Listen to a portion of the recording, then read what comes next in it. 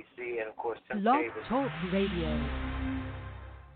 Uh-oh, guess what day it is? Julie. Huh? Julie. Huh? Guess what day it is? Guess what day it is? Guess what day it is? Anybody? Anybody? Mike. Huh? What day is it, Mike? Huh? Woo-hoo! Leslie, guess what today is? Leslie, guess what today is? It's Hump Day. Hump Day! It's Hump Day. Hump Day!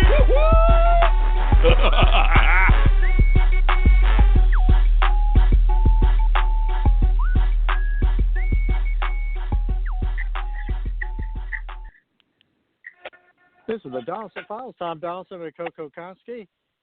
I am the chairman of Emeritus PAC and the project director of the America's Majority Foundation, the author of 8 books. And my co-host is Coco Konski. Coco. Hey guys, what's going on?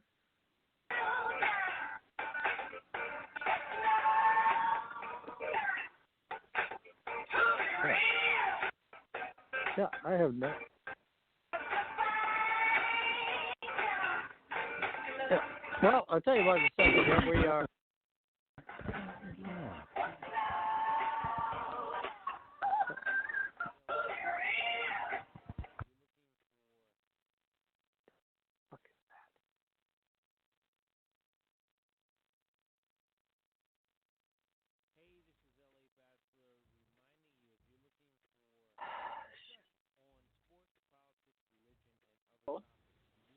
Yeah, this is Tom Donelson with Coco Konski. Once again, and Coco, are you on? Hey, I'm on. Yeah, I had. So, yeah, well, go ahead and talk about yourself because somehow or another we got disconnected there. So. All right. Well, it's what I do best. Is what I talk about myself. That's what I do best. Hello, my name is Coco. I am a writer for Medium. I'm a writer. I produce. I work in film. I'm currently working on a film right now. And I also work in politics as well. So, and I also host this every Tuesdays and Wednesdays. So, there you have it. Mm-hmm. Well, good. All right. Well, we got so much to cover today. There were some questions that I was going to ask yesterday. I'm going to go ahead and ask today. And okay. Then you've got, of course, I'm going to start off with you with the latest story that you have with dealing with Steve King. Go ahead. Okay, well, you want to go ask the questions first, and then we'll go into Steve King? All right, we can do that. Here's the thing. Here's the thing. Because what I'm going to ask, and here's the number is 646-929-0130. 646-929-0130. The reason why I do this is because there's certain questions I'm going to ask. I would love to have you answer. I would love to have people in the audience answer this as well. What are you willing to give up or pay to save the planet? Mm-hmm. And the reason why I'm bringing this up because there have been several demands that we quit eating meat. There was actually a couple of studies saying cats in your pets are causing climate change and destroying the planet. Now they don't, and so eventually it won't be long when people are going to start. And in Germany, they basically are taxing meat, which is not exactly very popular with the German people, but they've already taxed it like 7%, and now they want to go up to like 20% on meat. Mm-hmm. And so the first question I'm going to ask is, are you prepared? And finally, maybe the question, how much a month are you willing to pay in energy cost to save the planet? Well, see, Okay. Well, see, I do a lot for environment. I recycle. I don't use plastic at all. I don't use plastic whatsoever. I'm all for the banning of the straws. So I don't do that. I wouldn't give up meat. That's just me. But I have had really good. You've heard of the Impossible Burger. I'm sure you've heard of it, Tom. Yeah. It's pretty damn good. It's actually really good, and it does taste like meat. So, yeah. But yeah, well, I think it's a bit ridiculous. I didn't hear about the whole pet thing. I did not hear about that. So, but I think we should all do what we can to, help the environment. I think we should all recycle. I think we should all try our best and to help, help save the planet. Well, okay, here's the thing. The reason why I'm asking that because there have been studies done in the journals. And personally, when I look at some of these studies, it's like, first of all, how the hell did this thing actually get approved by a review board? But they did. Because some of these studies are kind of like, this actually passed a review board of that particular journal. But there have been several saying, okay, your pets are causing climate change. The fact that we feed them, take care of them. The energy where did you read this? Oh, okay. Well, first of all, I mean, there was a study done in UCLA. Let me get you one of the studies was UCLA. Let me get you the author here real quick. So that was like in your back of the woods. And so let me just, hold on just a second right here because I had it at the tip of my. All right. Okay. Let me get this. Okay. This was a description by the Sacramento Bee, but basically a geography professor at UCLA calculates that meat-based food dogs and cats eat and all of the waste that they produce equals 64 million tons of CO2. So it's a Fred Mitlow, Mitloehr was the professor who came up with this study. Now he is a geography professor. So but he was the guy that produced this particular study. This is when I really kind of got into this. How crazy are we going to get on this issue? I mean, there's saving the environment. Then there is, basically being asked to basically transform your entire life. Period. And this was one of those things I looked at and said to myself, what is this about? Because, my view has always been when you see these kind of studies and you see this issue being pushed out, it won't be long before somebody comes up with the idea. Start banning pets, or at least start talking about it, or taxing taxing a pet so high that you're not going to want to, that it's going to be too prohibitive. Right. Usually, so this is how these things tend to work. You see these studies, you look at it, and you say to yourself, "What a stupid study!" And then they start doing other studies afterwards. Before you know it, they are. Well, I don't think it's going to pass. I'll tell you this right now. No person is going to, allow this to pass.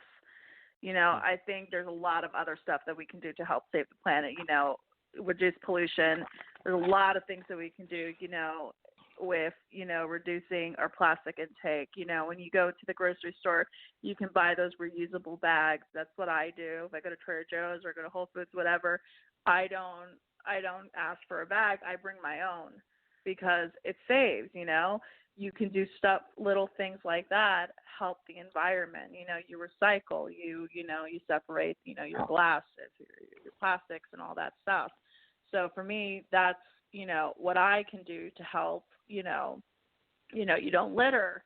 So I think there are things like, just normal everyday things you can do to help the environment, in the long run helps planet Earth. That's what I truly believe.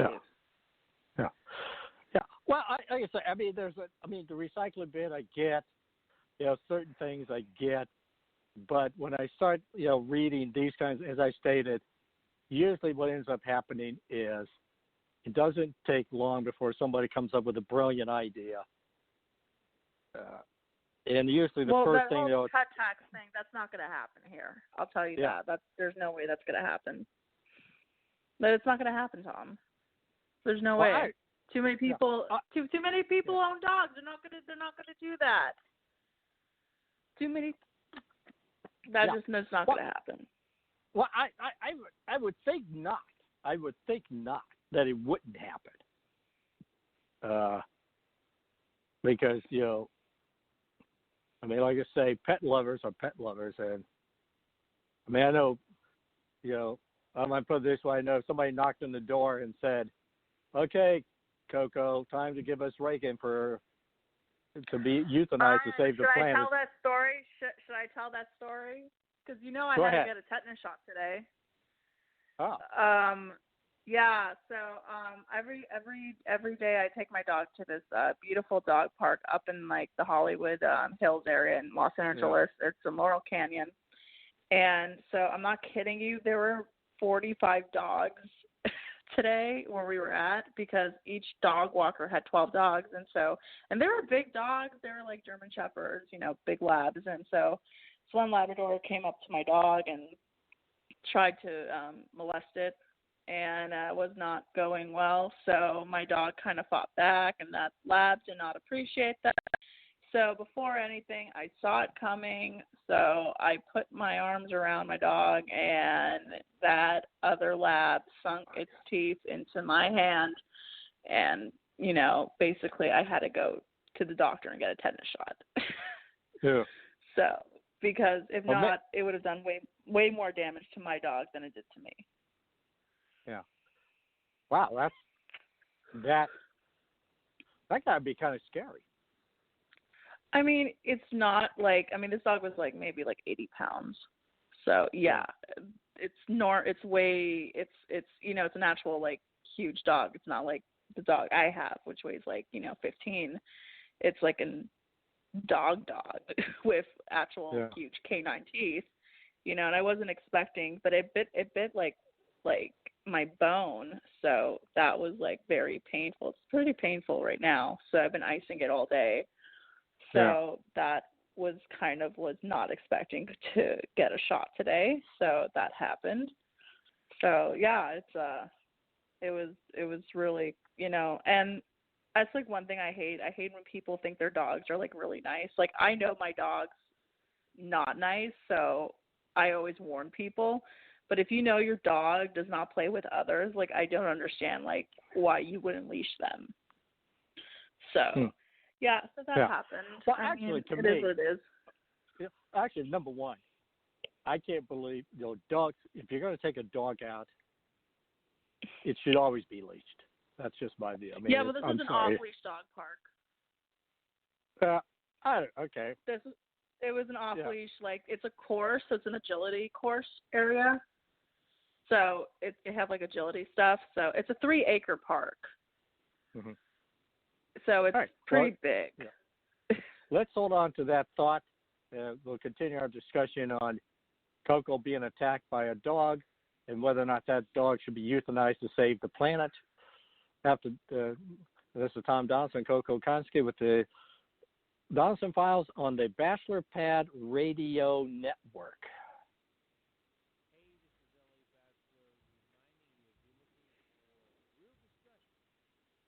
If you want to hear another view of the latest developments in Trump's Washington, listen to the Dr. Larry Show. Every Wednesday at 7 p.m. Eastern. Dr. Larry is a former businessman, entrepreneur, college president, and author who provides background and context for current events and trends in politics, education, foreign policy, and religion from a conservative perspective. Tune in and hear the other side as Dr. Larry talks with Washington insiders exclusively on blogtalkradio.com and the podcast at thebachelorpadnetwork.com. Yeah. Dr. Larry is going to be following this show at 7 p.m. Eastern Standard Time. His guest will be Edward Creagan. who is a professor of medical oncology at the Mayo Clinic, and he will be his guest discussing what the free market healthcare system might look like. Also, Dr. Larry's got a column on his own website, and we did put this column on our website, DonelsonTFiles.com. So that way, if you want to go look it up, you can go ahead and read the article before you actually listen to the show, and then you can see what Dr. Larry does with the show. All right. Now back to this Labrador. Actually, I'm kind of surprised. Usually Labradors are usually pretty friendly to begin with. This one was really not friendly. I was surprised too, because you think labs are sweet, and this one and then on top of that, I actually cut my hand literally right before the show with a razor, and I this is going to sound extremely painful. It actually sounds more painful than it was, but I held the razor and I kind of with both my hands, I kind of slid both my fingers with it. So there was blood everywhere. It looked like a Tarantino film. Today has not been my day. Yeah. I have basically injured myself left and right. I have a wound in my hand. Both my fingers are all cut up. There was blood all over. It was awesome. Great. Yeah. Such fun. Okay. All right. Yeah, well, I say, get back to the original subject why we were talking about dogs and cats is that right. You and I are in agreement that it would be very stupid for somebody to try to outlaw pets. But I do see the day because Tom. Come on. Yeah, but I do see the day that somebody will come up with the idea to tax pets. And I see that because in Germany, this is exactly, again, as I say, in Germany, they are now taxing meat with the idea of reducing the consumption of meat. That's the entire premise. So, they're not going to go out tomorrow morning and say, we're going to eliminate, hamburgers and steaks from your diet. You can't do that anymore because we got to save the planet. Now we're going to tax you higher to reduce it. And, that's how it begins, and that's going to be my prediction. I didn't say they'll successful. I will say that they will attempt to do it. And I will make a wager that one of the first states to do it would be your state of California. So I will be fascinated to see what would happen with that. It's just now the other aspect here. Now this came from Foreign Policy, and so this is a prestigious journal, and it's almost like the question is: democracy is the planet's biggest enemy. And again, I have seen this kind of discussion go on in the past. Well, in order to save the planet, since we cannot, we're not going to jump, let's just say for whatever reason, the agenda has not been passed, or some of these people want passed, so therefore democracy is the enemy of the environment. And I have seen enough of these articles, and this, by the way, comes up in Foreign Policy. This is where they're basically talking about the impact of democracy on climate change and other environmental issues. And this is, to me, this is the thing that I do see with some of the literature that these people are producing, namely, it's almost like an authoritative, okay, if you're not going to give us what we want, we're going to stuff it down your throat anyway. And so I see more and more of that. Now, the other question I would ask you is how much per month would you be willing to pay in energy costs as an example? Well, like give all my check away? Well, obviously not. I mean, I'm always willing to help out a little, but, I think it's a certain point where it's like if you're giving all your money away, then no. Yeah. I think there comes a limit how much are you willing to give? Yeah. Well, I think that also should depend on that's also privatized, it's like a charity, whether you want to give, when you go out to eat, and some places like offer to give money to certain organizations, so they'll take 10% on your bill or whatever. I think that should be optional. So I think maybe that should be optional as well. So I really think it depends, But when it comes to planet Earth, I think we all should do our part. But like I said, it depends on how much are we willing to spend to save Earth. Well, the reason why I'm asking that question because I've done enough surveys over the years, and I've read others. And it's always fascinating to me when it's like people will say, well, whatever they'll say, well, we want to save the environment. We are environmentally linked. The green issues poll well until they start throwing in things like. And I'll give you 2 examples. Rasmussen does a poll every year, and that's one of the questions I ask. You want to pay $0, $10 a month, $100 a month, up to $1,000 a month, and about 70%, and that's almost been consistent now for years. About 60% plus will say either $0 or $10 a month. But beyond that, it's like, oh, we're not going to pay any more than that. There was a recent survey done, a few months ago, and this was done by an environmentalist group. And they go through all the questions, they're getting all the right answers that they view the right answers. And actually, some of the questions they asked were pretty good questions, by the way, because they're very similar to the questions I asked. So when people start asking questions similar to what I ask, I know they're on, either they're stealing my ideas or they're at least asking the right question. Then they got to cost. What are you going to pay? How much are you going to pay? And it's like, again, people are like, well, we'll do this. We'll do what you talked about. Doing those things, but we're not going to pay anything extra. And I always and the one thing if you ever notice, whenever gas prices go up, politicians don't go out and say, this is good. We need to be using less energy. Let me ask you. Yeah, sorry, go on. I want to make a point at first. Yeah. And so, yes, they will make those points. But they don't come out and say, this is a great idea. This is what we need to do to reduce our energy income. It's like, the voters call the politician. The politicians will go out in the forefront and say, Bill, we got to do something about these high energy prices. Yeah, okay, go ahead. What's your comment? So I want to ask you, what is the gas price over where you're at? It's about $2.40.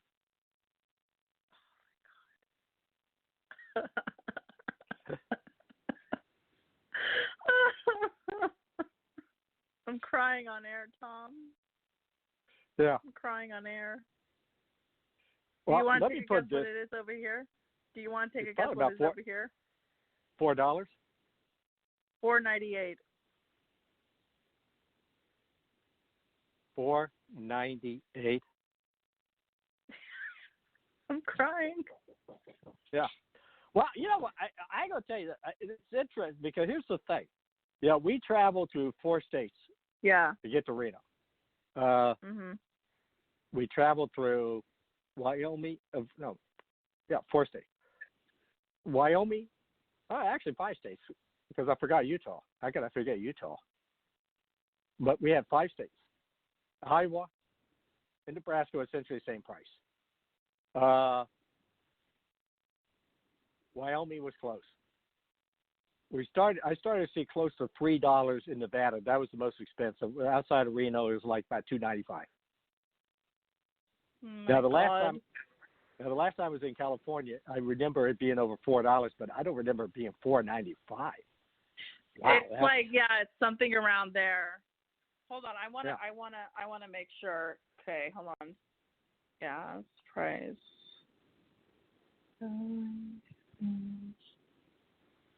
I swear it's like that. Okay, hold on.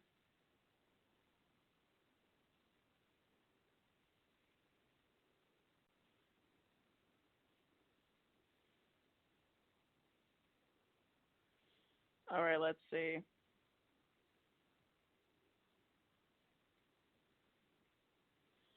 So it's about like 475, 480. Yeah. My God. Well, so ridiculous. Well, it's so ridiculous. I yeah. hate you right now. The fact that Well, you ought to be hating your politicians because I know you guys have high gas tax. For one. Right. Higher than. So, but here's the thing. But here's the point that I'm trying to make. Because the reason why I was asking these questions is that, again, I mean, you look at polling data, environmental issues poll well. When you start looking at, okay, what are you willing to do to save the planet or do whatever the environmental that's being polled, you get a complete different response. So when people themselves get hit with the price right in the face, like you are, they don't like it, and they'll say, they go back and say, whoa. I mean, there's a difference between recycling, which doesn't, recycling versus paying $5 a gallon for gas. Because that's a lot of money. Of course it is. Yeah. And California, too, is a state where, quite frankly, there's a lot of driving going on. I mean, there is. It's a very busy city. Yeah, and it's a big city. It's a big city. It's not just a busy. It's a very big city. I mean, to go from one end to you go through that whole LA and the suburban areas. It's not. Nothing is 20 minutes from everything. We always have it. I always have a saying like in Iowa, in Cedar Rapids, I say, you're 20 minutes from everything. And when I went to Reno, I kind of noticed, you're the same thing. Basically, you're like 25, 30 minutes from everything if you want to go to Reno. I mean, if you want to go to Reno, want to get to whatever you need to get to, it's going to take on the average 25, 30 minutes. Right. In LA, it's going to take you 2 hours or an hour. Oh, yeah, for sure. Yeah. So, and when you start, paying, let's say, $2 or $2.50 per gallon, for me, because I do a lot of road travel. Well, I do a lot of travel because a lot of my appointments that I take care of, I go to like a lot of Midwest cities to visit with people, and we're talking. Yeah, I'm putting on 30,000 miles a year. Right. So I get. So that to me would be an expensive proposition. Absolutely, and, of course, it's ridiculous. Yeah, and that's the reason, and that's the thing. When people get hit with the cost of what it's going to take, they don't just recoil; they start rethinking. They rethinking. How bad is it? Which is another discussion we could have, but it's always this one thing that says to me, how bad is it? And that's when people start rethinking, are we at the end of the world? Because it seems to me, I have lived through, I have literally lived through 5 or 6, we got 10 years left to live. Type of scenario. I mean, it just seems like, literally from the late 60s, I could literally remember, well, if we don't get something done by 1979, it's over. 79 happens. Well, we don't get it. If Tom, if that's the case, I'm going to smoke and drink it up. Yep. Well, here's the thing. Like I say, we got 12 years, but this is like the 6th or 7th, 12, 10 or 12 years we've been told we got to do something or it's irreversible. And I'm thinking to myself, I guess if you keep predicting something bad happen, eventually it's going to happen. Maybe you'll get lucky and it happens.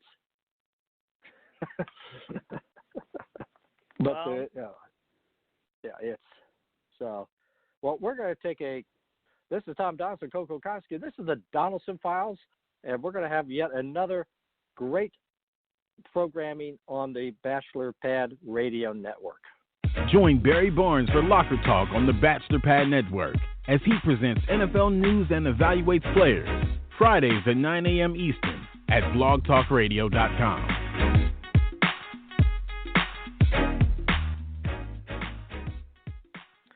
Yeah. And like I said, right now, you can listen to any of these programs anytime that you want on the BachelorPadNetwork.com. And Bachelor is spelled BATCHELOR, PadNetwork.com. To listen to any program you want to listen to, or go back to maybe a program that you want to listen to again. And we've got quite a few great programs that one can listen to as well.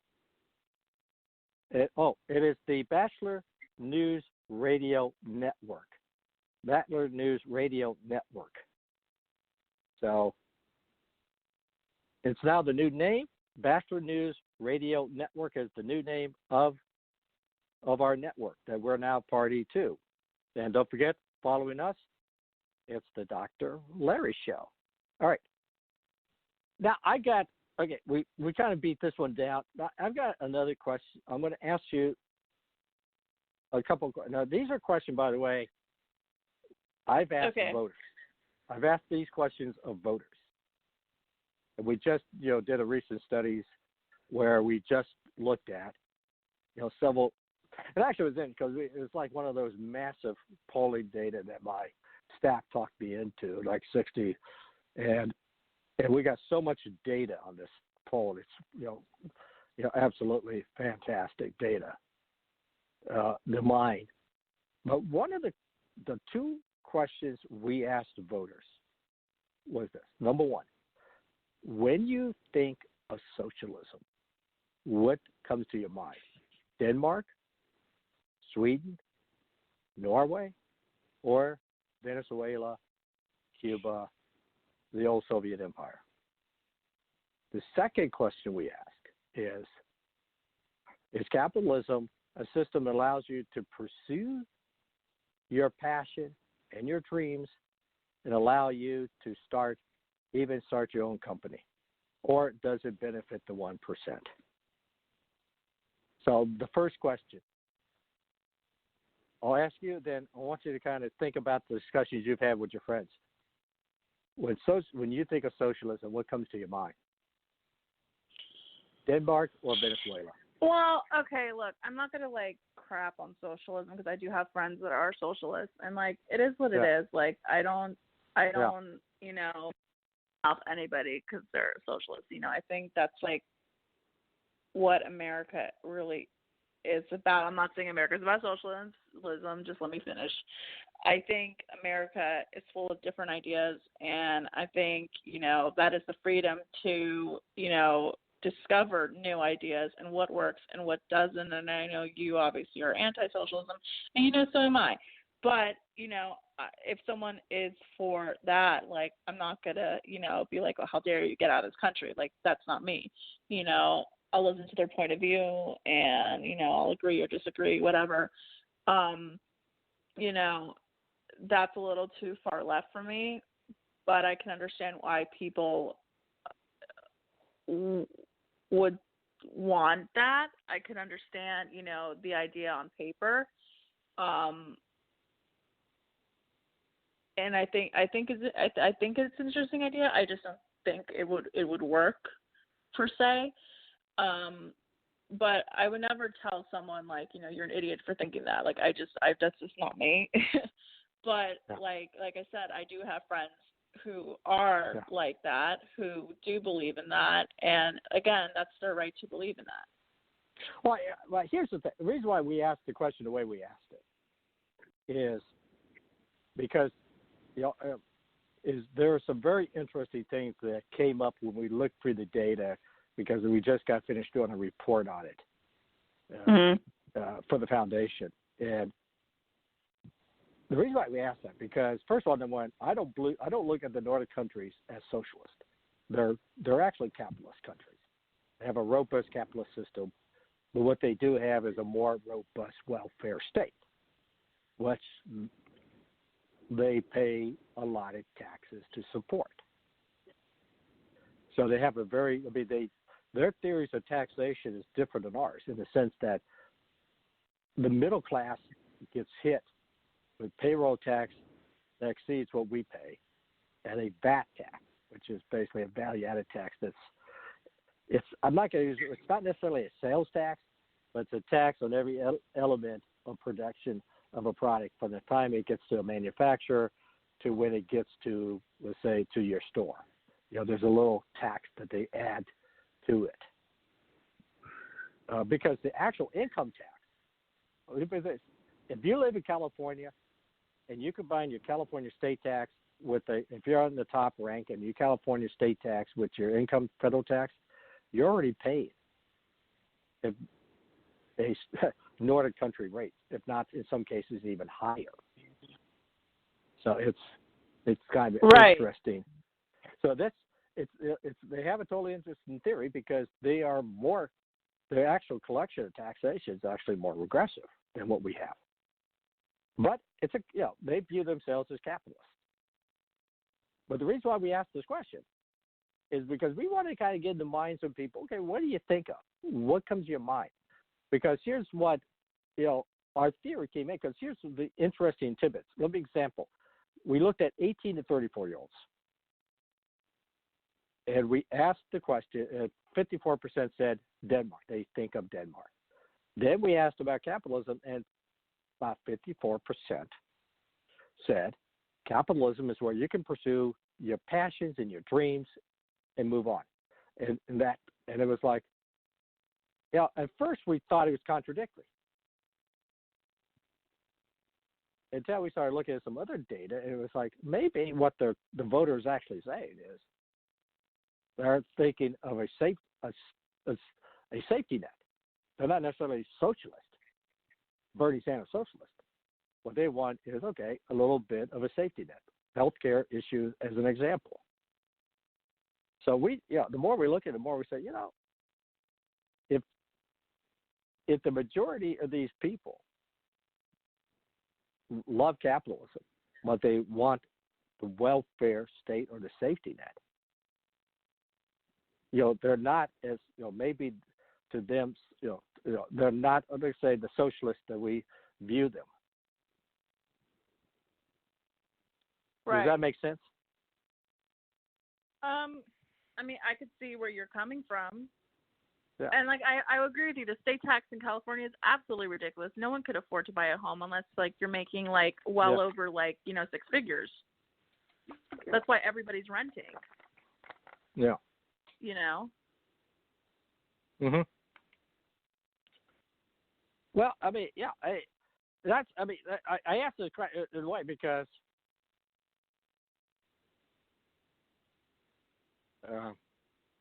in the direction because because the first time we thought about it, we said, okay, what do people think? What comes to their mind? And when we did the original data, it's like Republicans, it's Venezuela. They think it's Venezuela. Independents, we're 50-50, and of course Democrats, it's Denmark. They're thinking of a welfare state. But when we did the second poll, we changed the question of capitalism. We were surprised what we were seeing, in the sense that we weren't what we were seeing is in fact we used the word Nordic capitalist. What these people are not Bernie Sanders socialists. They're Nordic capitalists. They're more left of center. They're not the full Monty, as we sort of say. Yeah. Yeah. So, we're going to take a quick break, and we'll be right back. This is Tom Donelson, Coco Kansky on the Donelson Files on the Bachelor Pad Network. If you want to hear another view of the latest developments in Trump's Washington, listen to the Dr. Larry Show. Every Wednesday at 7 p.m. Eastern. Dr. Larry is a former businessman, entrepreneur, college president, and author who provides background and context for current events and trends in politics, education, foreign policy, and religion from a conservative perspective. Tune in and hear the other side as Dr. Larry talks with Washington insiders exclusively on blogtalkradio.com and the podcast at thebachelorpadnetwork.com.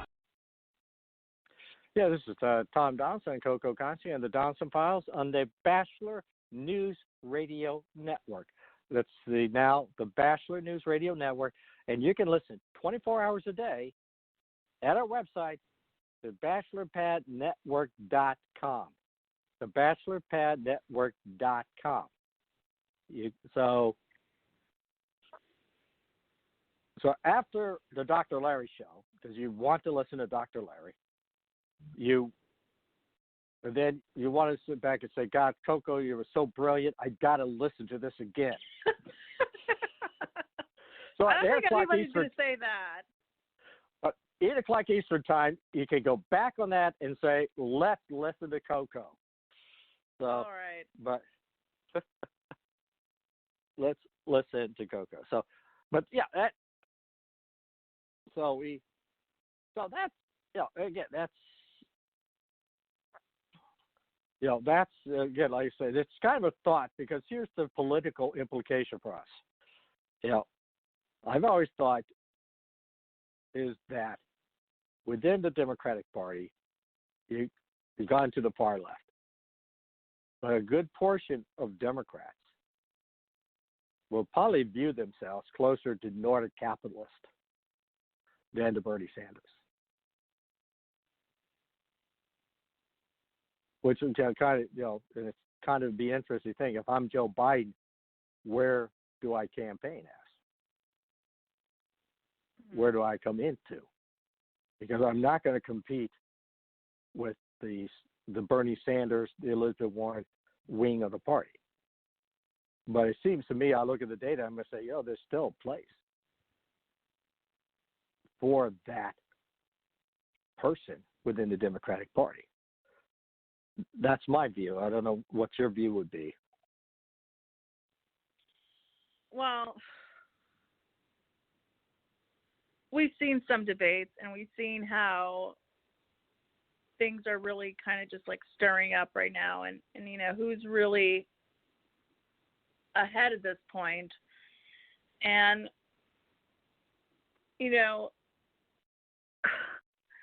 it's almost really funny just to watch these debates, and to like get some popcorn out and to just like, it's almost comical. Yeah. It's almost like a skit, It's either they're being too nice to each other or they're just not being tough enough, and, I feel like when I'm watching it, it's almost like some of them don't even know where they are. Like, I feel like some of them still think like this is like a high school debate, not a presidential debate. And I really want them to come out with their claws out and be ready to like really go full throttle on this. This is a presidential debate. Get ready. This is the time to take the punches, to ask the questions, to really kick some ass. And I haven't really been seeing anyone really doing that except for Warren. Like I said, I've been really impressed with her debating, and I think she's the one that's like really the only one that's really impressed me thus so far, because everybody else is like kind of standing idle and just being like, sure, and I just feel like, it's, there's a really funny sketch that I saw. It's called My Cartoon President. It's on Showtime, and they actually literally did a mock-up skit of the presidential debate, and basically everyone's like, do we even know why we're here? And it was literally on point. Like, they had Mayor Pete being like, so why am I here? And then you had like Senator Juan Castro's like just does not speak, and everyone's just like, how dare he say that about me? Like, it was literally like on point to like what I was feeling with the debate. I thought it was hilarious. If you guys want to check that out, please do. It's called My Cartoon President on Showtime. It's by Stephen Colbert. It's hilarious. And Like, and that's exactly what I was feeling. I was just like, do they even know why they're like here? Do they know that they're fighting for the presidential, this is the presidential debate. This isn't senatorial. This isn't like, Congress. This is the president, Yeah. Well, yeah, like I say, it's the beginning of the session. It's, and right now, I'm going to say right now, if I look at this debate and I look at everything, it's essentially, I think there's 3 top people. Then I think there's 2 or 3 underneath them. I call them the VP campaign. It's Biden, it's Warren, it's Sanders, as far as I'm concerned. I think, as we discussed, last week, a couple of weeks ago, after the last debate with Harris, I can't see her after that performance against Tulsi. It's not how she performed. It's what she can't say in the future to be able to change people's mind. I mean, she got nailed with issues that she just can't run away from. And Mayor Pete, at this point, I just see him running for the VP. He's been stuck at 8 or 9. He's stuck at 8 or 9%. He's not going to get that much higher. He's not going to make a move. I think you're seeing the field narrow to the top 3. I think you'll see other people like Harris stick around to see what they can do till they get to South Carolina. But I would say those that you're looking at the top 3. Those 3 people are the top 3. So now, before we go any further, there's a couple of things that, one, I got a good, on Twitter, I got a pretty interesting observation. Oh boy! By okay. individual who's been in the law enforcement side, and the person said, first thing this person said, the Clintons had nothing to do with it. Okay, but this individual made an interesting observation. He said, the first thing this individual checked for was the bank account of employees, like those people making the orders who took Epstein off to suicide watch. He said that would be the first place I would look. The other thing the person noted, that he wonders if Epstein and Maxwell kind of made a deal that maybe is Epstein protecting Maxwell. I don't know. But she said that was, again, something that she said I'd be putting in the back of my mind. And then finally this individual said, I've interviewed people who have claimed to kill on the order of the president. He said I've dealt with this before where you literally will have people say the president ordered me to do so. It's not that the president did it. They're just nuts, okay? They're just nuts. And she said one case was a postman. It was 1980s. It was 1980s, who killed an individual who he said was a Russian. And as this individual put in, said, well, the victim, by the way, wasn't a Russian. So it's kind of things you were talking about. There's a lot of crazy people out there. Now, we did get a question. Is who's doing what with all this money? Save the Planet thing as a marketing tool.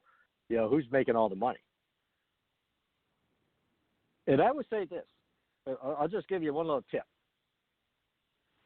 In Iowa, the biggest profiteer of the wind industry in Iowa is Warren Buffett. And Warren Buffett, and I was there at a meet. I was like at one of those events that he has, his stockholders meetings. I don't know if you've ever been to a stockholder meeting. They're mostly boring, but his is like, it's like 40,000 people cram into a stadium, and he's like treated like a rock star. And he told these people, he said, look, Berkshire Energy, we make a ton of money investing in wind, and the government pays us subsidies to do it. So if you want, that gives you kind of an example, to answer that question. If you want to follow the money, Trust me, there's a lot of money out there to be had. Now, you have a story of the latest of Steve King, and I got some follow-up on that as well. So why don't you go ahead and get started? Oh, I do. Okay. All right. So, Steve King, white nationalist. That's basically what I'm calling him. I don't care what you have to call him, but that's what I'm calling him. Steve King has said rape and incest necessary for humanity to exist. Congressman Steve King had some rather unique views about human history. Doug Mataconis, Wednesday, August 14th, today he wrote an article on Outside the Beltway, which is one of my favorite sites, speaking to a local community group in Iowa. Controversial Congressman Steve King claimed rather bizarrely that humanity might not exist if it weren't for rape and incest. Ironically, that's probably how he was conceived. U.S. Representative Steve King told the Westside Conservative Club Wednesday that humanity might not have existed if not for rape and incest throughout human history. And I quote, "What if we went back through all the family trees and just pulled out anyone who was a product of rape or incest? Would there be any population of the world left if we did that?" He said in Urbandale, Iowa. "Considering all the wars and all the rapes and pillages that happened throughout all these different nations, I know that I can't say that I was not a part of a product of that." Of course you can't. The Chiron Republican was discussing his defense of not allowing exceptions for rape and incest in the anti-abortion legislation he tried to pass in Congress. Republican leadership had prevented bills he sponsored on banning abortions from advancing through the House, despite GOP support for the measures, King said. Just because the conception happened in bad circumstances doesn't mean the result isn't a person, King, who is a Catholic, argued. It's not the baby's fault for the sin of the father or of the mother. King isn't entirely inaccurate, of course. The history of humanity is replete with all kinds of horrible violence and violations of human rights, most especially the rights of women and children. Far too long, rape was not even seen as a crime, and until far too recently, the law didn't even recognize the existence of such a thing as rape within the confines of marriage, as it was assumed that a married woman had no right to withhold consent to sexual intercourse. As for incest, various cultures have had differences in how they have treated the issue, especially among adults. Perhaps most notable in this respect are the ancient Egyptians and the common practice of brothers and sisters in the leadership, as well as several royal houses in Europe. It's also likely the case that incest was common in early human tribes due simply to the fact that their population was so small that inbreeding was inevitable, at least for some period of time. All that being said, it's quite a long leap and one that most people likely are uncomfortable discussing to the argument that King makes, which seeks to point to that history to support his political position.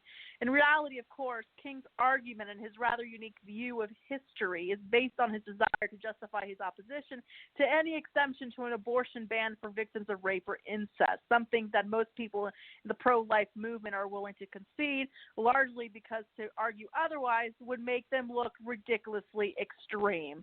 Of course, as I have noted, one really is pro-life and wishes to be intellectually consistent, then there is no logical reason to support exceptions for pregnancies that result from rape or incest. Now, that being said, this is, of course, just the latest example of the sick and strange mind that is Steve King. His political problems began in January as a result of an interview with the New York Times that you guys have recalled, during which the 9-term Iowa Republican questioned why favoring white supremacy was a bad thing. Now, let's hold on here. And he also acknowledged his previous history of racist comments without, reprimanding them.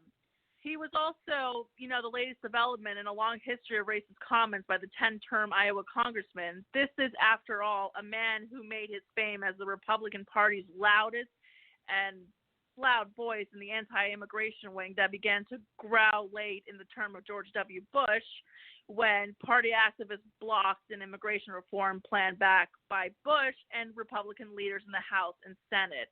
In the past, he also has become more and more bigoted in his comments about Muslims, including incidents in which he has spoken out against Muslims being allowed in the United States, suggested that Muslim Americans should be barred from holding office, and against those who were elected and chose to be sworn in with a copy of the Quran. now I'm trying to wrap this up here, but, over the years, he's seemingly become more and more crazy and clearly white supremacy point of views, over the years, past several years, actually. For example, he has endorsed a candidate, Mayor of Toronto in Canada, who had neo-Nazi ties. He has met with leaders of the far-right political party in Austria that have been accused of questioning and downplaying the seriousness of the Holocaust, which I had mentioned a few shows ago, and also who has, among other things, called for the hanging of a portrait of Adolf Hitler in every classroom in that country. Not Steve King, but someone in Austria. So this should really not shock so many other people. I mean, that he would say something this stupid. I just think he's just saying this because he's an attention seeker, and this is all he will ever be because his career's dead. It's over. I don't know what else to say, but I made my point. And Tom, you go next. Well, I'm going to put it this way.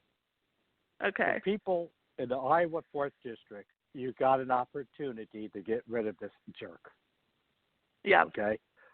Randy Feastra is running to replace King in the Republican primary. So we have, because I will tell you this, he will not win the general election. He barely won it last time. He will not win it this time around if he's the nominee. It's that simple. It's that simple. And the Republican Party has a solid, good candidate who would be a fine representative and who's not a white supremacist to replace Steve King. You got your chance. Randy Feastra. Feenstra. Randy Feastra.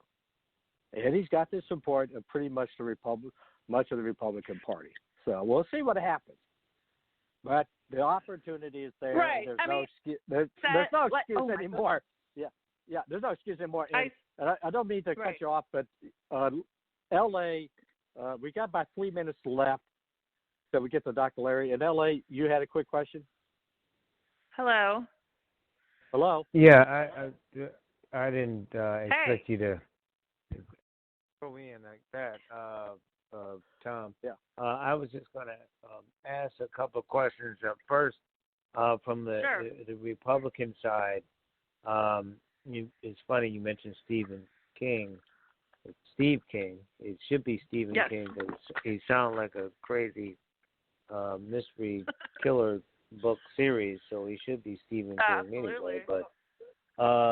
But when you have a president that backs off on the tariffs, I would be interested to hear what logic you would say to what he's doing, because he said it was China was paying for everything. Now all of a sudden he wants to make sure the people won't get charged for Christmas for products that are coming from China. So he blinked, in my opinion. Second, what do you think is going to happen, Tom, with gun control? Mitch McConnell, Moscow Mitch is Joe Scarborough is calling him now. Is that he is all of a sudden now saying he'll have discussions about gun control and gun control and gun legislation. It's about time that needs to happen. From the Democratic side of Coco, I think it's very hypocritical for Tom Shire to talk about taking big money out of the Democratic Party or big money out of politics. Yeah, he's buying his way into the stage. He is a hedge fund guy, and if people know what a hedge fund person is, that's what they do is they buy small businesses and buy them up and clean them up and sell them. I think it's kind of hypocritical. Can I go first? Well, real quick though, and the other thing too, Coco, with the economy, why aren't the Democrats talking about how, wages are not competing or not keeping up with just in terms of rent or mortgages alone? I mean, if you live in L.A., Tom's got a daughter in New York, you'll spend a lot of money. You'll spend almost your wages just to live in these big cities.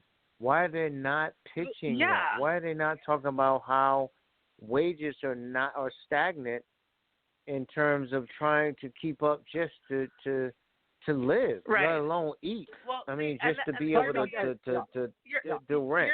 Quick. Go ahead. Ellie, before everybody answers the question, I just want the listeners on the Dr. Larry Show know that Coco is going to answer this, and then we're going to go right straight to the Dr. Larry. I would do. Yeah, my apologies I don't want to Dr. Larry. No. Yeah. Because LA, on the China deal, that is a little bit more than 30 seconds, and that's worth us talking about next Tuesday to get more in depth in that. So I don't want to. So that would be great. But Coco, why don't you go ahead, answer that question, so I'm gonna talk and then we're going to go right straight to Go ahead. I want to talk about the living wages. It's ridiculous. People that don't really understand what it's costs to live in LA. If you're not making well over around $6,000 or $8,000 a month, there's no way you can afford a 1-bedroom here in LA. There's no way. And the thing is they're gentrifying, even the ghetto areas in Los Angeles, they're gentrifying. They're getting people out. And those people, what happens to them? Well, they're becoming homeless. And that's why we have this huge problem of the homeless, and it's becoming really, really bad, especially in downtown. And then, you were talking about you were talking about wages. And I just answered that. And you asked me something else. What was the other one about the Democrats? I believe you said. Tom, sorry. Yeah. I tell you what. Here's that we are running on time. Dr. Larry's got his guests ready to go. So here's what we're going to do. Ella, you just basically did our next show for us. Thank you. So what we're going to talk about is L.A., New York, some of the things that you just brought up, the China and Tom Steyer, because those are things that take more than just 20 seconds or 30 seconds, and I don't want to leave Dr. Larry hanging here. It is so if you don't mind, if we could, Coco, you and I will do this next Tuesday and discuss those things, and appreciate LA for bringing those up, because those are very good questions, and those are things we do need to talk about. So. This is Tom Donelson. So, good night, Coco. Good night, LA. This is Tom Donelson with the Donelson Files on the Bachelor News Radio Network. And now, well.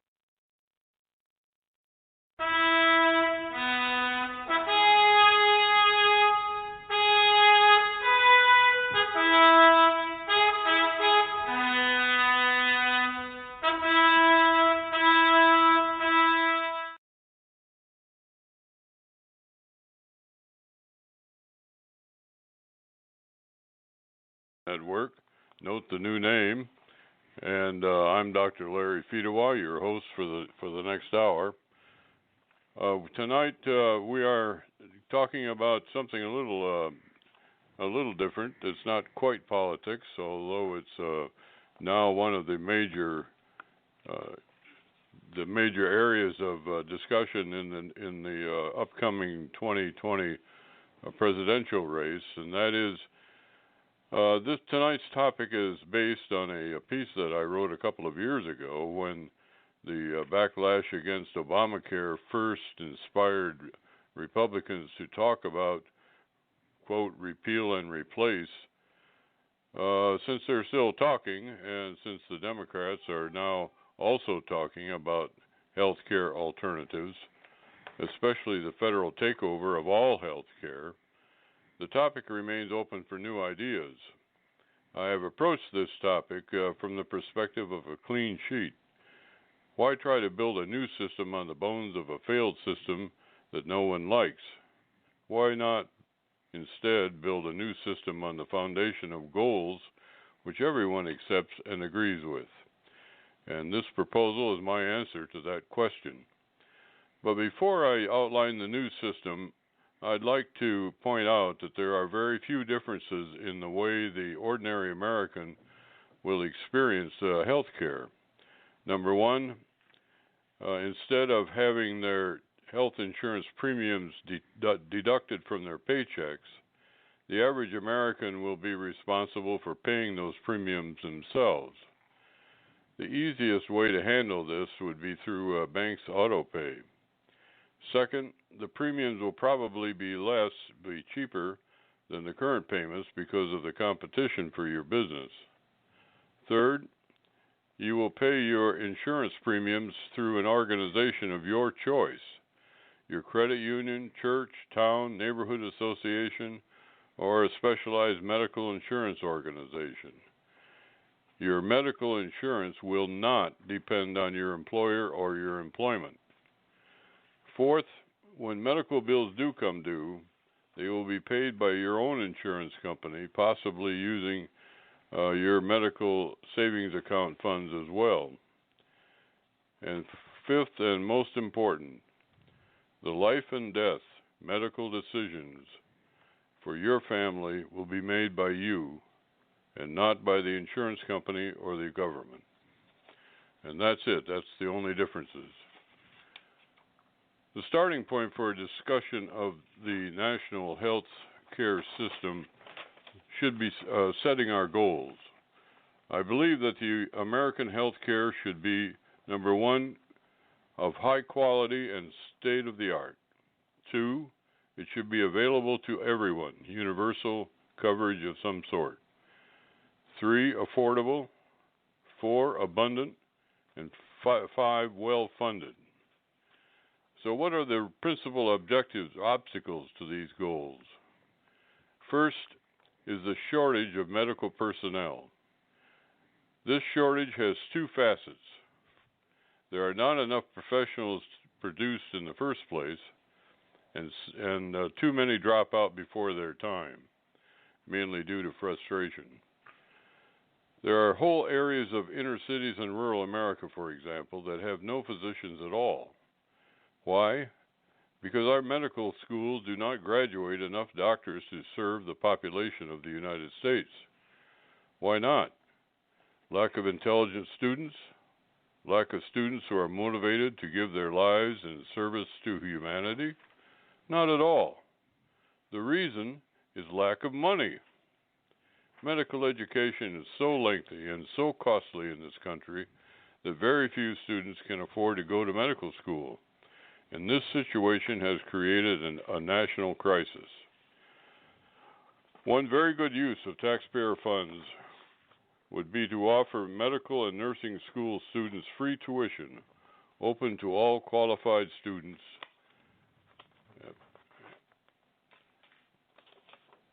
We do it for the military, why not for doctors and nurses?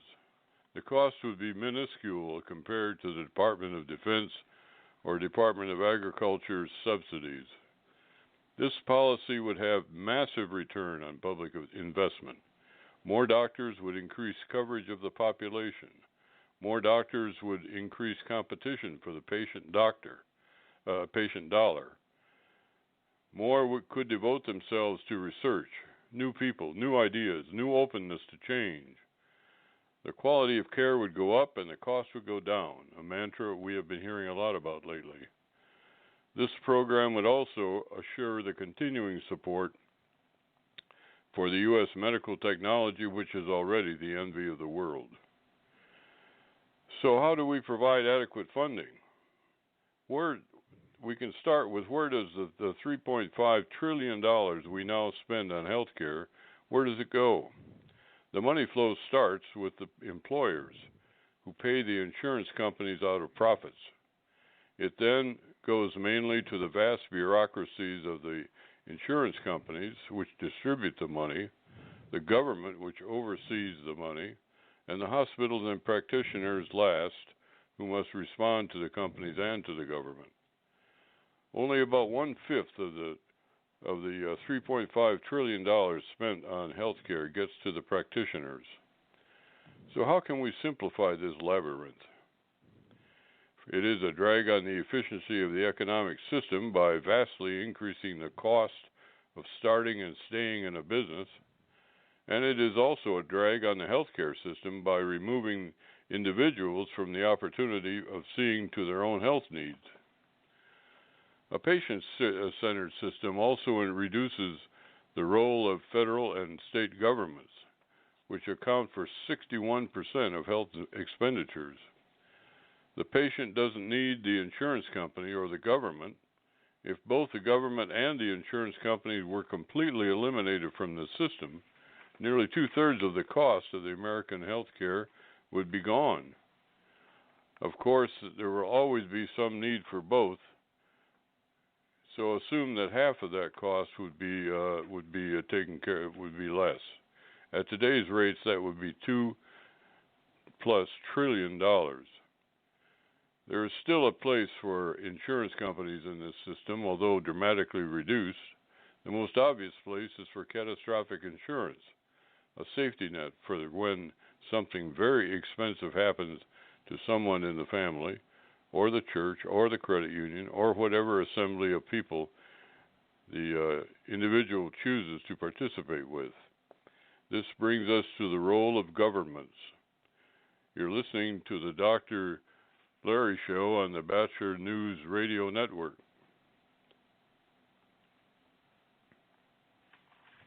Hey, this is L.A. Bachelor reminding you to join us on the Donelson Files with your hosts Tom Donelson and Coco Constantly. Join them and listen to all the topics and discussions on Mondays on WCOMFM.org or on Tuesdays and Wednesdays at blogtalkradio.com/LA Bachelor. It is politics that you've never heard before on the Donelson Files. And if you miss any part of their broadcast, you can listen to the podcast at our website, thebachelorpadnetwork.com.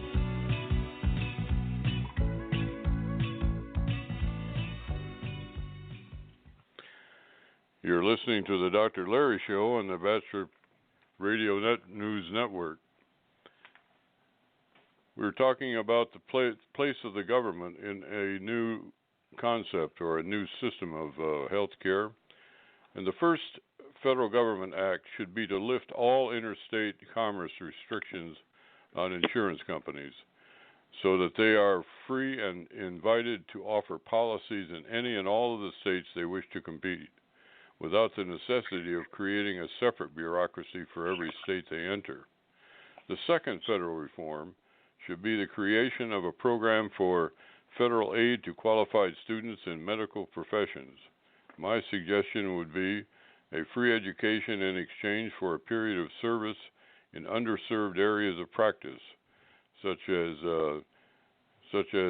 rural or inner city areas that are no doctor zones. A third federal reform would dramatically reduce the national health care costs in the form of health reform. Everyone makes mistakes, even including medical practitioners and hospitals.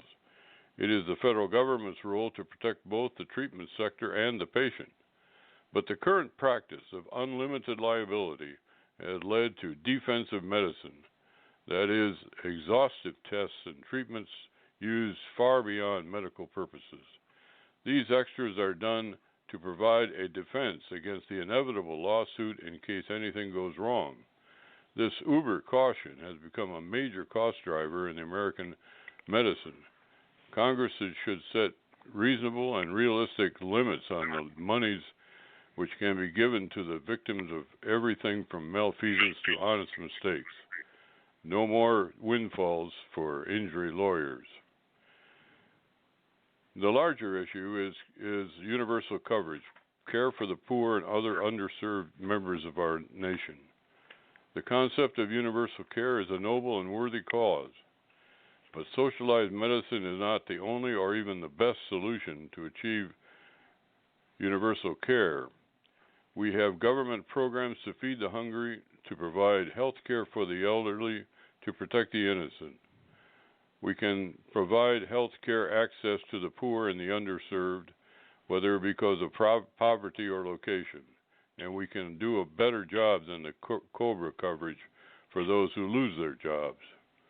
It is very tempting to design a system in which no government plays a role, but the most efficient way to care for the poor would seem to be a state-run program which levies a small per capita fee on each pool of insured to be placed in a designated fund administered by the state for the benefit of qualified citizens.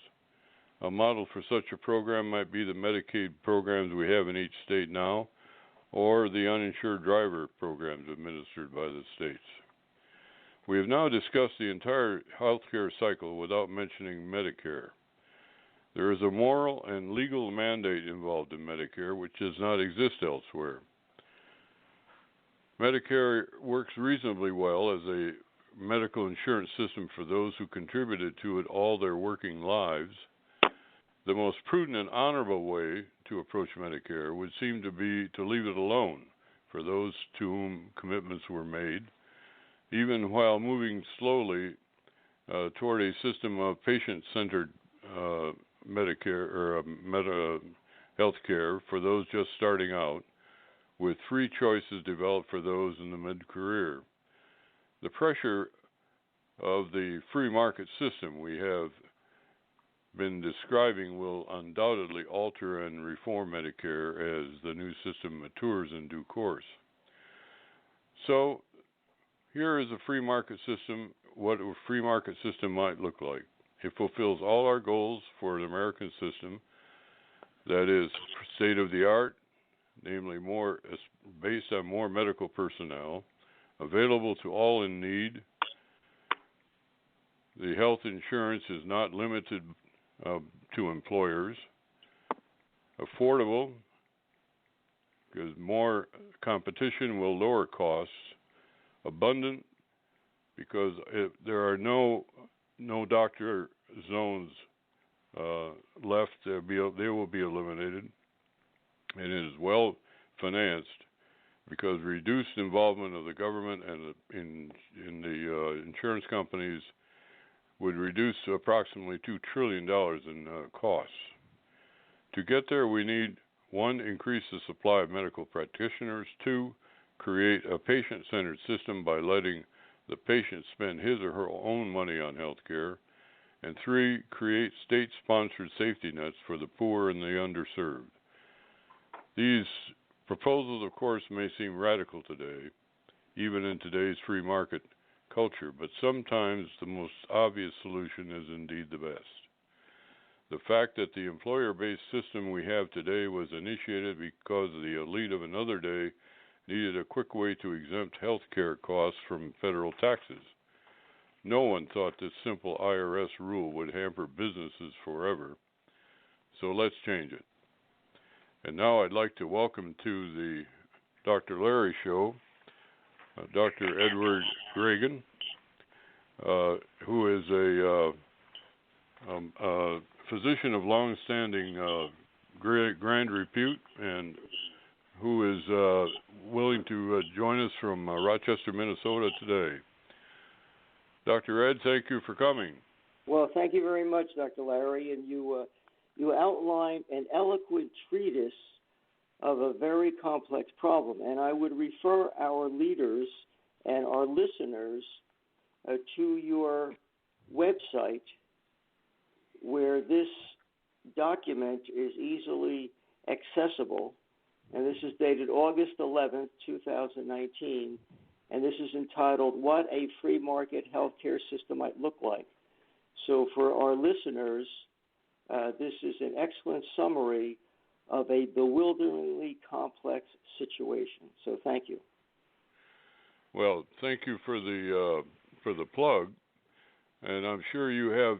Well, first of all, can you tell our listeners briefly what your where you are working, and I know that you have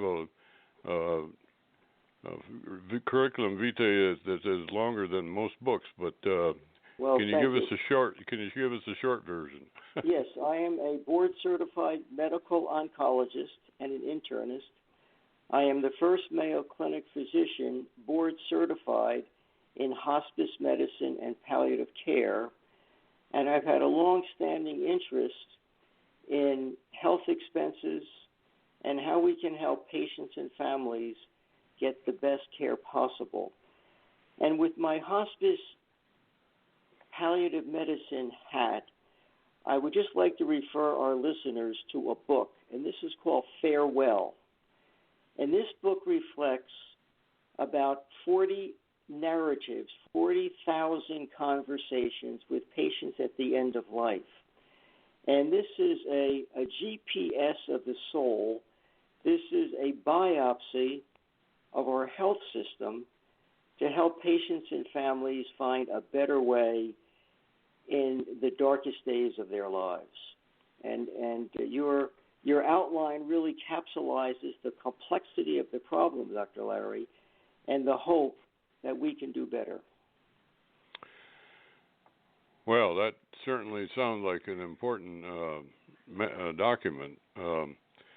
What do you think of the specifics of the proposal that I just made? Somebody once said that the devil is in the details. Oh yeah. And I don't think anyone can intelligently dissect a very thorough analysis. But I might weigh in on a number of perspectives. You know, certainly within the next several years, we will be short about 100,000 physicians. And medical schools cannot be built soon enough to make up for this shortfall. And our listeners need to understand that a pandemic affecting the soul of medicine today is the phenomenon of burnout. Yeah. And until that issue is somehow modified, physicians will be retiring early, and those patients will be kept adrift. Another important issue that you touched on is the expense of medical education. Depending upon the school, a debt load of a single medical student might be $200,000 for a medical school couple that could easily approach $350,000. And that's why some schools, and I believe NYU has been a leader in this, that the tuition has been waived so that medical students are more willing to go into primary care and internal medicine, which are practices which do not provide great remuneration. Another issue that needs to somehow be addressed is to make the electronic health record more user-friendly. There are tremendous advances in the digital management of illnesses, but right now the record is not optimum and is a factor in some individuals leaving the profession. So I would invite the listeners to get on your website because you have eloquently addressed a bewilderingly complicated problem. Well, I'm certainly very concerned about. In fact, I'm also suggesting that we use. I don't believe in getting the government involved unnecessarily, but in this situation with the shortage of medical professionals, it just seems to me that it's incumbent upon the government to step up and provide for adequate a scholarship type of program with.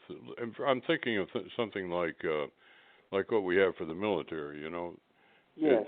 They go and they get a college education basically paid for, and then they have to give 2 years of their lives into service in the military. Yes, And it seemed to me that other countries do things similar for every college graduate. For example, Germany, they have a 2-year kind of donated service program for all college graduates. It seemed to me that that's something that we could certainly afford in this country. It'd be a lot cheaper than socialized medicine, and it would get a lot closer to the real heart of the problem. Sure.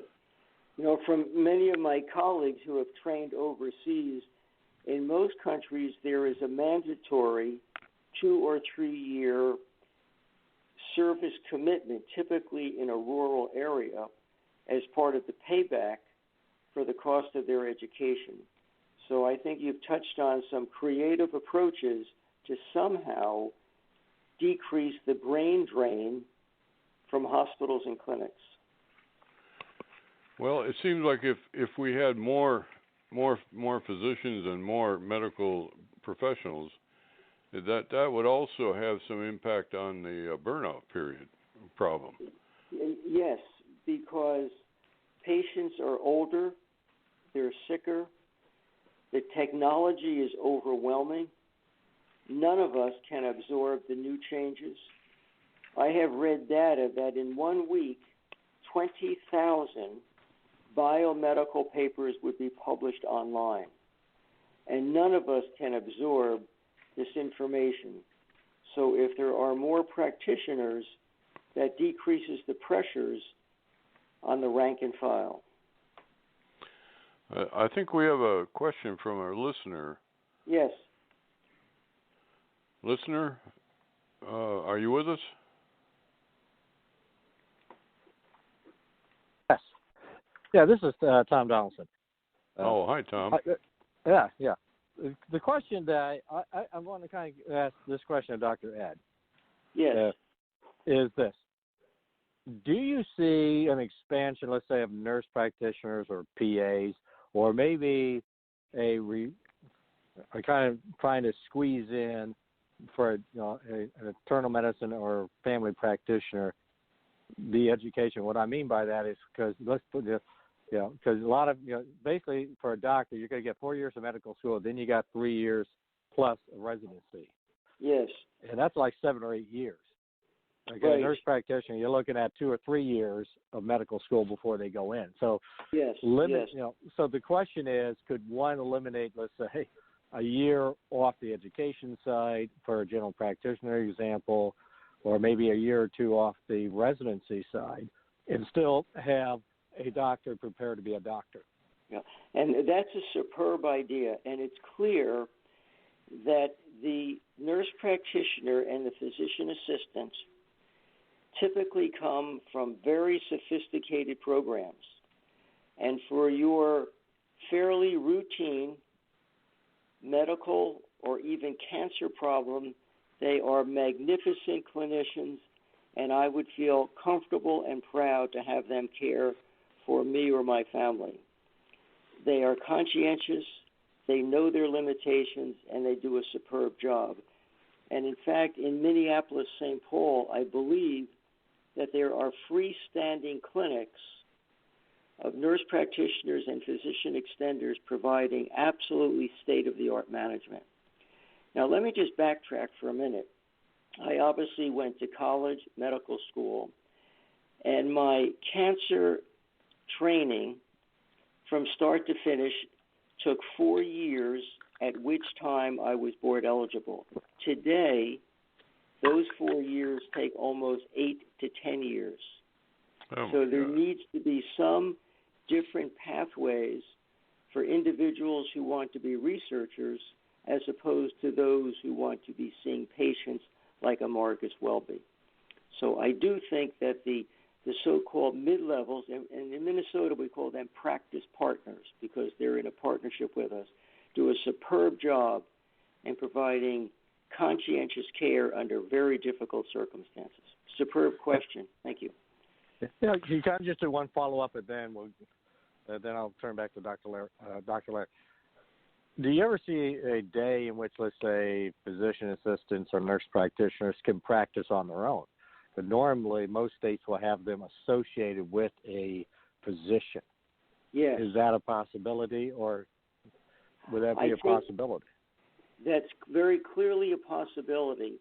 And the model now might be 6 or 8 nurse practitioners working under the supervision of a physician, but the hands-on day-to-day management is on the hands of the nurse practitioners and the physician assistants. And the physician, although he's responsible or she's responsible, they are somewhat distant from the daily management of that patient. And in general, this works out very, very satisfactorily. What about midwives? I'm smiling here because I have a vague idea of what they do, Dr. Larry. I think in general they have superb training. They can act very independently, but I think they also are under the watchful guidance, albeit peripheral, of an obstetrician. And none of them are free agents, so to speak. They are remotely connected with that physician. Is that still a viable profession in the United States, or is that kind of? Oh, absolutely, because most women during the sensitive, sacred time of childbirth are more comfortable with women practitioners than men. I think that's only understandable. Normal. Yeah, that's understandable. So I think that the role of the midwife has been well defined, and they provide a dimension of comfort and compassion that we men may not always understand. You're listening to the Dr. Larry Show on the Bachelor Pad and the Bachelor Radio Network, News Radio Network. I'm having trouble with the new name here. My tongue gets away from my mind. Anyway, you're listening to the Dr. Larry Show. Join Barry Barnes for Locker Talk on the Bachelor Pad Network as he presents NFL news and evaluates players. Fridays at 9 a.m. Eastern at blogtalkradio.com.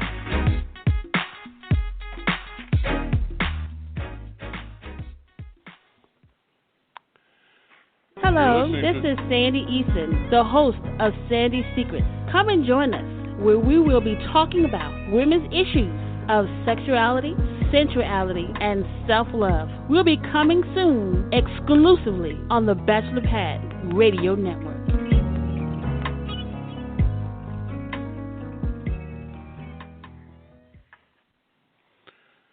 You're listening to the Dr. Larry Show on the Bachelor News Radio Network.com. And we're talking to Dr. Ed Creagan, who has been kind enough to join us tonight. And he brings a practical experience and perspective to the problem of the American healthcare system that I obviously do not have. And in fact, I am not a healthcare economist either. But I did see the need for somebody to enter the list, so to speak, on behalf of a healthcare program that does not depend on either the insurance companies or the government. And Dr. Ed has been very supportive of that. We obviously I hit a lot of different problems when I was trying to develop this idea. And one of the first ones that we talked about has to do with the shortage of medical personnel. Then there's also the issue of the insurance companies. One of my good friends is a dermatologist who, every time I see him, whether it's in his office or not, he knows I'm in the political arena, so to speak, and he starts giving me what for about how insurance companies are running medicine for their own good. And I think maybe he's a little bit overreactive, but generally speaking, I think there's a lot of sort of pent up concern about that. Have you run into that yourself? Oh, absolutely, Dr. Larry. There's resentment towards insurance companies effectively treating patients. And let me give you an example. There was a beloved colleague of mine who was a superb physician, and his son developed autism. And there was a nationally approved program supported by peer-reviewed data that his son would be helped by this outpatient program, and the insurance companies refused to pay for it. The physician was able to pay out of pocket at a tremendous sacrifice, and this saved the life of his son. But if the dad did not have the resources, the life of his son would be profoundly compromised. And every one of our listeners has an example of a procedure being recommended, of a test, of an intervention, and the insurance company refused to pay for it, and the patient did not get the care that they deserved. So there's something fundamentally wrong when an amorphous, anonymous organization is dictating the care that we and our families deserve. And it's true of any big bureaucracy, whether it's insurance companies or whether it's the government, because these are not people. The whole orientation of such a organization is not individualistic at all. Yeah. What I'm suggesting is that if we get out from under the shadow of first of all, one of the big cost factors for national healthcare companies, insurance companies, is that they have to have almost a separate office for every single state that they're in because of all the different requirements of the 50 states. Yes. And then so that's a cost factor for them, but they also don't compete where they either don't want to fulfill the specific requirements of that particular state, and that's very true, I think, in places like the Dakotas and some of the southern states where the clientele are not expected to be very well off anyway. Yeah. So therefore they don't. We have areas where there really isn't any available insurance coverage, and let alone bad insurance coverage. There isn't any at all. And then, so I'm suggesting we get the employers out of the way. For one thing, if you're starting a new company, and with the standard expectation of employees today, they expect you to cover their at least part of their health insurance, so that the capital cost of starting a new company is increased sometimes 2 or 3 times. Yes. And then on top of that, you had the Obamacare thing where they had limited the number of hours that an employee could have without if you exceeded that, you had to give them health insurance. So yes. let's just get the employers out of the way. They don't want to do it anyway. And if we could have many more free association type of groups that would be in the market for insurance, we would have tremendous explosion of competitive insurance products. And I think it also puts the burden on us patients as consumers to be a little more street smart and savvy about the cost of health care.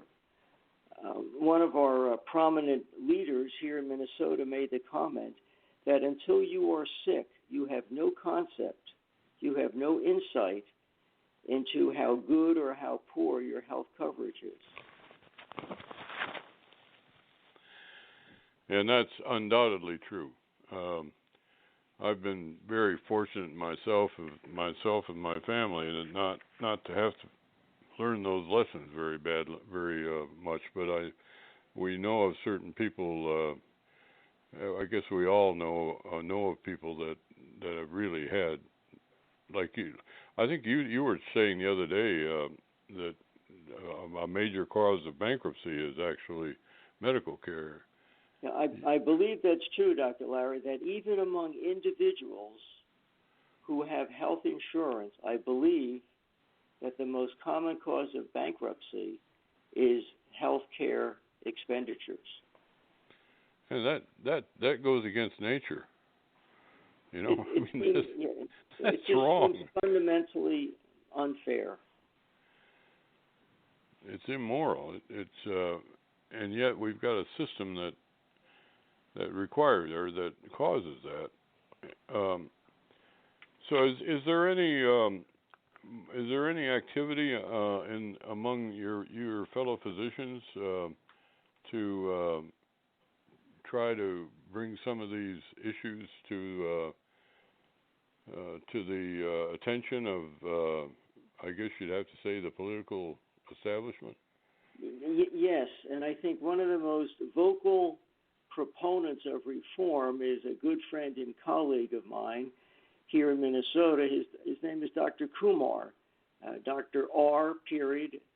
Kumar, Kumar, and he's been a vocal proponent of some sort of parity in the cost of medicines, especially in the area of leukemia and hematology and cancer, where a month of treatment might run $10,000 or $15,000, and oftentimes we cannot determine upfront what proportion of that bill will be picked up by insurance companies.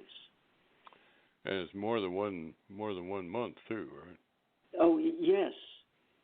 So you may only live a short number of months, and even if you can afford the medicine, then we're faced with this existential moral dilemma. Do I bankrupt my estate and my family with a medication that may prolong my life for a limited period of time? These are difficult decisions that we never struggled with, but we certainly do every day at the bedside. So what is he doing? He has been a very vocal author, writing in major medical journals, and has been very articulate on Twitter with credible data explaining why we have this dilemma, whereas the same medications in other countries are only a fraction of what our patients are paying. Are they politically active? They are medically active, and I think our policymakers are listening that the current system is flawed, it's not sustainable, and as a country we can do better. Is that the most? I guess that's the most prominent person that you were familiar with. Yes, but I do think that the medical student of today has a far more robust social conscience than perhaps students of a generation or so ago. Yeah, that's and a lot generally of their true. And a lot of their training focuses on community engagement, the power of relationships, the power of culture. So I think we will see a wave of politically oriented, savvy medical students who are not satisfied with the current predicament. Well, right now, as you know, from this, I'm putting on my political hat again. Right now is a very opportune time for a serious and non-socialistic series of proposal for adoption particularly by the Republicans, although not all the Democrats are in favor of socialized medicine either. But that's the reason I resurrected this article of mine, because if we could make some kind of impact right now on proper people, we might be able to get some action. Well, Dr. Larry, I think your thinking is right on the money, because we're in a very volatile time with the run-up to the 2020 election, and I think now is the time for voices to be heard to somehow make this system work for patients and families. You've been listening to the Dr. Larry Show on the Bachelor News Radio Network. If you want to hear another view of the latest developments in Trump's Washington, listen to the Dr. Larry Show every Wednesday at 7 p.m. Eastern. Dr. Larry is a former businessman, entrepreneur, college president, and author who provides background and context for current events and trends in politics, education, foreign policy, and religion from a conservative perspective. Tune in and hear the other side as Dr. Larry talks with Washington insiders exclusively on blogtalkradio.com and the podcast at thebachelorpadnetwork.com. Well, you're actually listening to the Dr. Larry Show. We always like to get that plug in. Didn't quite expect that right then, but I'll take whatever I can get. So we were talking about the possible political intervention of some key medical spokespeople. How would we go about getting some? If we could get some exposure to some of our ideas. My own contacts with the medical profession are a little bit outdated now. A lot of the people I knew back in the day have either retired or gone on to their eternal rest.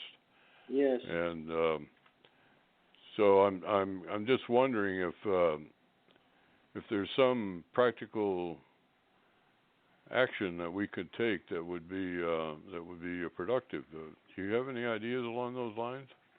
The three major medical organizations have been profoundly touched by these economic issues, and I'm thinking of the AMA, the American Medical Association, an organization called ASCO, ASCO, the American Society of Clinical Oncology.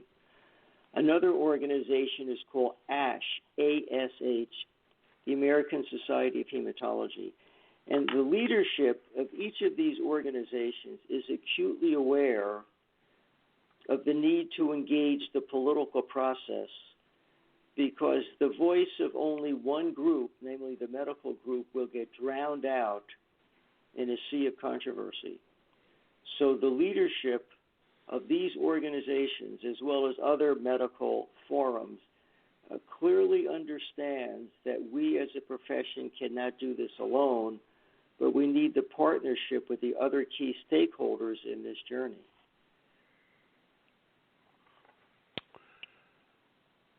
Are you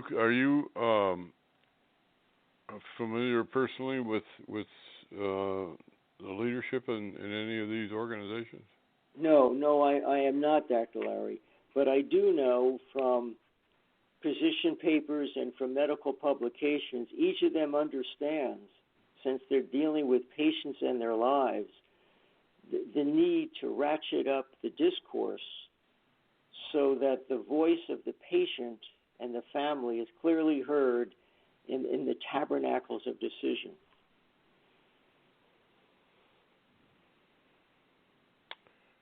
Well, maybe we could start, if you could. I just feel like the time. This is a very pregnant time for trying to come up with some relatively radical concept in this field, and I feel I'm very pleased that you were willing to share this with me tonight, because I think we have to somehow join forces and start trying to get some of these ideas floating around in some of the circles that eventually will have the decisions as to what kind of programs are going to be ultimately adopted. Yes. Dr. Larry, I have a brilliant article here in the Minneapolis Star Tribune, and this was dated Sunday, August 11th, by Mr. D.J. Tice, T-I-C-E. And the title of the article is Beware Side Effects of Healthcare Policy. And he eloquently outlines how complicated these issues are, how no one voice can make all the difference, and the key stakeholders need to meet around the table in a collaborative, compassionate manner to somehow help the patients and the families during the darkest days of their lives. Can you send me the URL of that, or? Yes, I can do that. This is the Sunday Star Tribune, August 11th, a few days ago. Beware Side Effects of Healthcare Policy by Mr. Tyson. I can send you the link on this, Dr. Larry. Yeah, that would be helpful.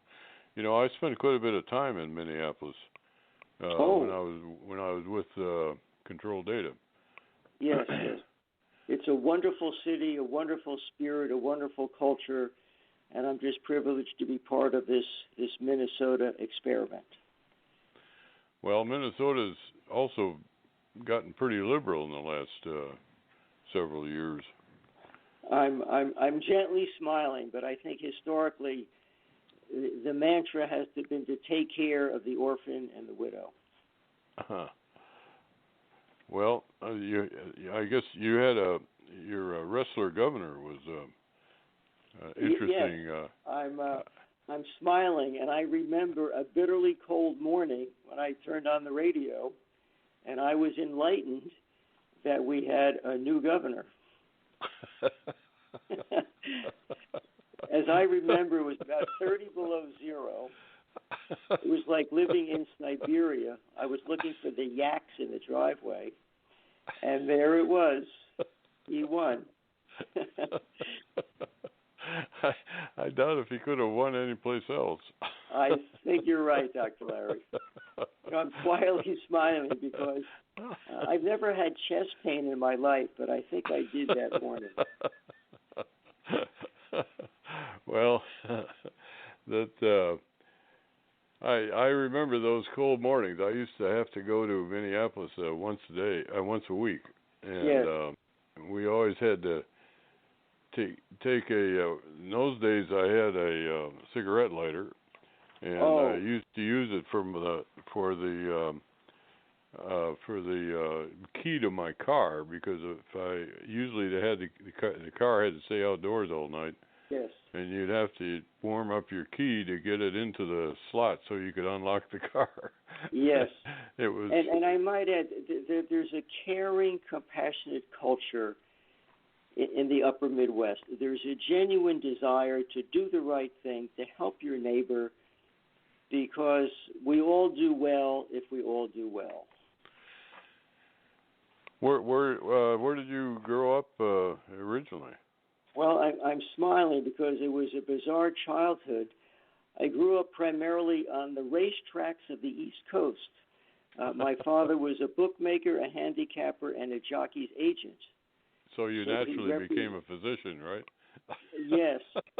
And his advice to me, he used to call me Skipper. He said, Skipper, never bet on anything that eats. So I've tried to follow. He also said, never invest in anything that needs to be repainted, especially a boat. Well, that all explains why you became a physician. Yes, but despite the issues and the challenges, it's a sacred calling, and there is no profession where we have an intimate snapshot of the soul of that suffering human being. Well, I guess you might share that with a minister, wouldn't you? Yes, and I once made the comment, I was not smart enough to get into divinity school, so I went into medical school. Well, if you had gotten into ministry school, you probably wouldn't have prospered as well. I've been very blessed. And you wouldn't have had to work as hard. I think you're right. Thank you. Well, it's been a very delightful hour, and let's keep in touch here because I think we maybe we can trade perspectives a little bit and get something going maybe. Yes, and I think if we can gently move the needle, I think we will have done a service to our suffering brothers and sisters. Well, it's such a profound, as you point out, it's a profound issue. It's essentially life and death. Absolutely. And we need to. Frankly, the accusations of our friend Bernie are actually true to this, to the extent that there's no excuse for the kind of neglect that our really very wealthy society, the wealthiest probably in the history of the world, that doesn't seem to care for the homeless and the sick. But in this case, we're not just talking about the people on the fringes of society. We're talking about the people who make up the society, all of them. Yeah, we're talking about you and me and our listeners and their families, right? Exactly. And for us to have a medical system that is so corrupt and so it just doesn't there just doesn't seem to be. It's like trying to control an octopus or something. It's simply got so many tentacles out in so many different areas that it's very, very difficult to get your mind around. And I know that what I've done is not all that professional or all that profound, but I figure that you can curse the darkness or you can light one candle. Yes, and you're lighting a candle with the power of communication, and for that we owe you a tremendous debt of gratitude and appreciation, Dr. Larry. Well, I really appreciate that. I also want to thank you, Dr. Ed Creagan. That's like Reagan with a G, right? I often say that to individuals. It's like Reagan with a C, and obviously everybody remembers the great communicator. Yeah. Well, I want to thank you for spending this time with us, and it's been a informative and delightful hour, and I look forward to maintaining our contact here. But before we do, is there some? How do people get a hold of you, or What have you got any recent books or articles Sure. or something I you want just to mention our book Farewell about end of life. Another book that is a bestseller on Amazon is called How Not to Be My Patient. How Not to Be My Patient, and I have a footprint on Twitter, and it's at Edward Creagan, Creagan, and one of our websites is www.askdoctor.ed.com. So all of those options are available, and we're all in the same bucket, Dr. Larry. Well, I enjoy being in the bucket with you. Well, thank you. Likewise. We just want to have a bucket list, do we? Right. Good point. Well, tonight we have been talking about free market healthcare system, what it might look like.